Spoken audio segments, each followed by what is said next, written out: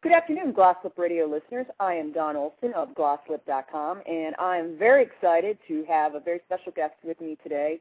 It's Marc Headley. He is an ex-Scientologist and was with the Church of Scientology for 15 years, and he's got some really very interesting and exciting and sad stories to share with us about his experiences within the org. He and I have talked a few times before while we were setting up the interview, and certainly, I'm well aware of some of the stories he has to tell, but I'm just going to give a little background here from his bio. Marc worked at the Scientology International Management Headquarters in Gilman Hot Springs from 1990 to 2005, and he worked for the media production company owned by Church of Scientology, Golden Era Productions. I know they're the ones that put out all those, Scientology commercials and propaganda videos we have seen and mocked on the web over the last few months. Having worked there for quite some time, he ended up becoming the executive producer at Golden Era Productions, and he left in 2005. And he lives in California with his family, and we're going to leave it at that because why he left is very pertinent to the story. So first, we're going to begin with introducing Marc. Hello, Marc. Thanks for joining us. I'm really excited to have you. Hi, Dawn. Great to be here. And you are recovering from a cold, so everybody. Just a little bit hoarse. Just a little bit. Just a little bit hoarse. We'll try and not make you talk too much. I'm just curious, can you tell us how you became involved in Scientology? Because I know you still have family members who are in. So let's sort of go with your background first.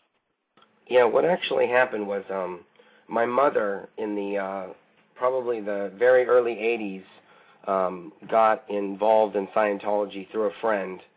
And then more and more she became involved in doing courses and getting auditing, and I grew up actually. I lived right across the street from a Celebrity Center in Los Angeles, so I kind of grew up around Scientologists. And then my mom became a Scientologist, and then then I went to a Scientology school. So I basically grew up from probably about the age of 6 or 7. And was indoctrinated into the lingo and the procedures and all the different things that Scientologists do, everything. So in 1989, I left school. I left the Scientology school that I was attending to actually join the Sea Organization. And then basically very shortly thereafter, from when I joined the Sea Org, I was transferred from Los Angeles to the Golden Era Productions facility. So that's kind of how I got in. And when you grow up in Scientology, the Sea Org is made out to be the elite of all of Scientology. So that if you could actually go into the Sea Org, it's considered a privilege. And they have a slogan, what is it? Many are called, few are chosen, and that's kind of like the slogan for the Sea Org. That's how they recruit people. So they make it sound like a very elite society, and not everyone. You may be interested, but not everyone gets to join. Therefore, yet increasing the image of it being elite. That's exactly correct.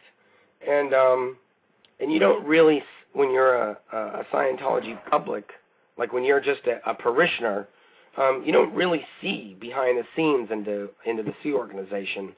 You only see the staff that work at the different churches and stuff like that. A parishioner might never go into a management facility or a confidential location such as Golden Era Productions. So they're not really privy to the going-ons there, and so it's very mysterious. And even when I joined the Sea Organization in 1989, I was not aware that there was a facility even a secret facility that was up in Hemet. I had no idea. Even after I was in the Sea Org for months and months and months, I'd never heard of it. And then until I was asked, would I like to go there? And I was like, sure, what is it? I didn't even know it. I didn't know who David Miscavige was. I didn't know who any of the main leaders of Scientology were. Nothing. No That's knowledge amazing. I had no knowledge of them whatsoever. So, and that's kind of the view of a kid growing up in it. And right. So that's how I that's how I ended up at Golden Arrow Productions. Now, when you and I talked, I had shared with you some experiences that Jeff Hawkins and I talked about. And do you know Jeff? Yes, I know Jeff.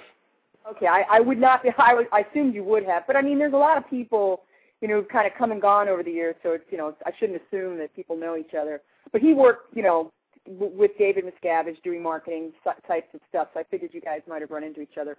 Well, he told us a very disturbing story about David actually abusing his staff members, and specifically Jeff, he himself was abused, and he said he saw a senior citizen, that is, not just senior org member, who was also beaten, sort of, he made it clear for him it was like an open-handed slap to the face several times, which was sort of, David's way of intimidating Sea Org, people or staff people into doing what he wants, and I guess he's a very angry man.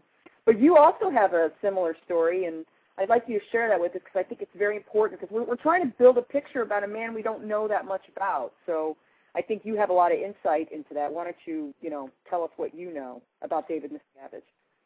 Well, from the time I showed up at Golden Arrow Productions in 1990, I had been there maybe a few months when I saw David Miscavige physically beat somebody up, and that was in 1990. So it's not like this just developed over the past 5 years or something like that. It's a pattern with him. All the way up until I left in 2005, I'd say that I saw David Miscavige physically strike somebody or slap, as you say, or punch in the face. I'd say I witnessed myself at least 30 different occasions of that, myself, and that heard from other people secondhand, many more instances that had occurred.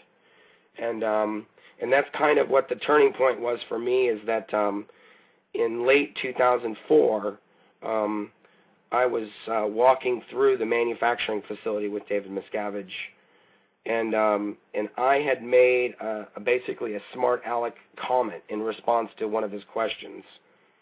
And apparently he had not had a good day already, and my comment was not well received, and he proceeded to unload on me.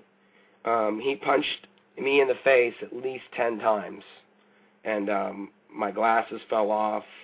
I was basically fell up against a like a desk unit, like a countertop kind of thing.